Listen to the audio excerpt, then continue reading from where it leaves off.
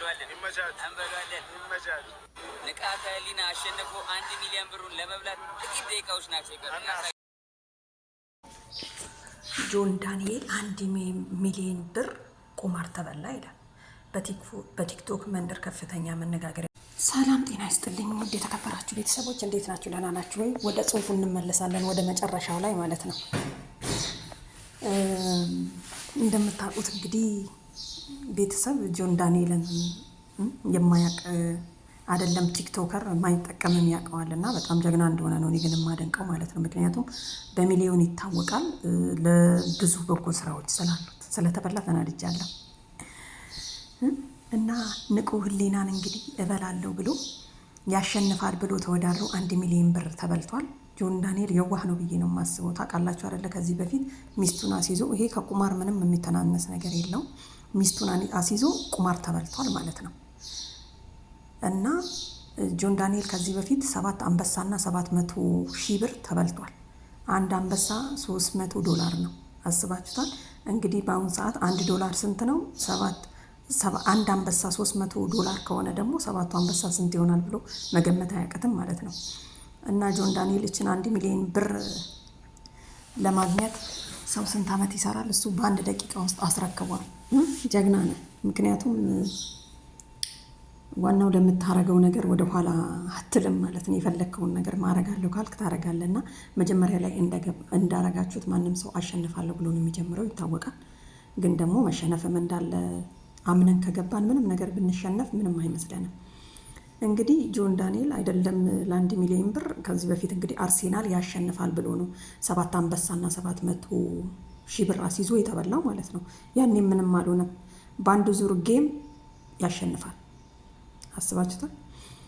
እና እንግዲህ ቅዳሜ በተካሄደው ማለት ነው ትናንትና በተካሄደው እንግዲህ ውድድር አሸንፋለሁ 1 ሚሊዮን ብር አይደለም እሱ ያሸንፋል ጃኒን አሸንፋለሁ ብሎ ነው እንግዲህ ጆን ዳንኤል እንትና ማን ነበረ እንቁሊላ ያሸንፋል ብሎ ለሱ የተወዳደረው ማለት ነው። ግን ተሸንፏል። አስባችሁታል? አረብ ሀገር እንኳን ኖረን እችን 1 ሚሊዮን ብር ለማጠራቀም ስንት ዓመት እንደምንሰራ አስባችሁታል? ከወጪ ቀሪ 1 ሚሊዮን አይሞላም ሁሌም ማለት ነው። ሊሞላም ላይሞላም ይችላል። ሲጀምር አይሞላም። ኢትዮጵያ ውስጥ ደግሞ እንግዲህ ስንት ዓመት ተሰርቶ 1 ሚሊዮን ብር እንደሚቀመጥ እንደማጠራቀም አስቡት። አሁን ሳስበው እንዲህ ምን ሆኖ ነው ምናምን ነገር እያልኩኝ እንትን አልኩና አንድ የሆነ ሰው ዘግቦታል እና እኔ እንደተናገርኩት ያላያችሁ ካላችሁ ለማለት ነው። መቼም ሳታዩት አልቀራችሁም። እንዲህ አይነት ነገር አያመልጠንም፣ እናፈጣለን። ለጥሩ ነገር ነው እንጂ እና ቤተሰብ ማለት ነው እንደዚህ ታግሎ ነው እንግዲህ እንደዚህ ታግሎ ብዙም ሳይለፋ በደቂቃዎች ውስጥ 1 ሚሊዮን ብር ያገኘው ማለት ነው። ስለዚህ እኛ ነን እንጂ ሜዳ ላይ ያለነው እንዴት ተበላ? 1 ሚሊዮን ብር ለማግኘት ስንት ዓመት እሰራለሁ? ብዙ ኮመንቶች ነበሩና በጣም እየተገረምኩኝ ነበረ። ምክንያቱም አስባችሁታል እኛ ኢትዮጵያውያን የብር ችግር ይዞናል፣ የኑሮ ውድነት ይዞናል። በዚህን ሰዓት በጣም ከባድ ነው እና 1 ሚሊዮን ብር ደግሞ በደቂቃዎች ውስጥ ላጥ አድርገን መዘን ስናስገባ አስቡት ያለው ማማሩ ትላለ። እና ጆን ዳንኤል ግን እንዲህ አይነት ነገር ቢቀርብ ብዬ ሀሳብ መስጠት እፈልጋለሁ። ምክንያቱም ይሄ ራሱ ከቁማር የሚተናነስ ነገር የለውም። ትዝ ይለኛል አንድ ጊዜ አንዱ ሰውዬ ቁማር ሲጫወት ቤቱን አስበልቶ ንብረቱን ጨርሶ ሚስቱ ሲቀራት ሚስቱ ስትቀረው ሚስቱን አስያዘ።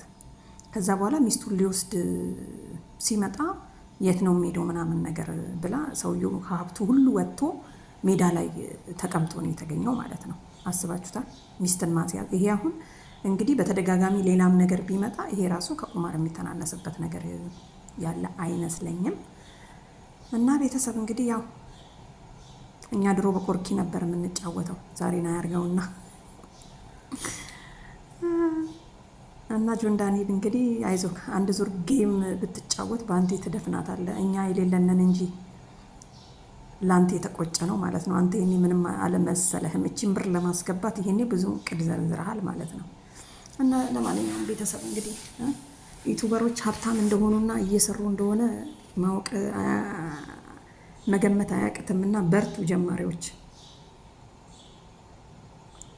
እና ቤተሰብ ከዚህ በኋላ ደግሞ ትንሽ የማሰማችኋል፣ አዳምጡት።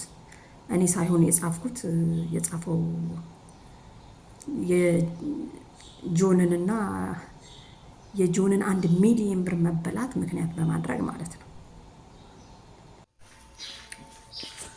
ጆን ዳንኤል 1 ሚሊዮን ብር ቁማር ተበላ ይላል። በቲክቶክ መንደር ከፍተኛ መነጋገሪያ የሆነ የጆን ዳንኤል ሽንፈት። ታዋቂው የማህበራዊ ሚዲያ ተጽዕኖ ፈጣሪ ጆን ዳንኤል ንቃተ ህሊና ያሸንፋል በሚል ከፍተኛ በራስ መተማመን ለውድድር ያስያዘውን 1 ሚሊዮን ብር በ1 ደቂቃ አጣ። ጆን ዳንኤል ንቃተ ህሊና ጆንን እንደሚረታ በመተማመን ይህንን ከፍተኛ የገንዘብ መጠን ለውድድር ቢያስይዝም ውጤቱ ግን ከጠበቀው ውጪ ሆኗል። በሁለቱ ወገኖች መካከል በነበረው ፍጥጫ ከደቂቃ ባልበለጠ ጊዜ ውስጥ ንቃተ ህሊና ሽንፈትን በማስተናገዱ ጆን ዳንኤልን ያስያዘውን 1 ሚሊዮን ብር በአይን ጥቅሻ ከእጁ አጥቷል። ይህ ክስተት በቲክቶክ ማህበረሰብ ዘንድ ከፍተኛ መነጋገሪያ ሆኖ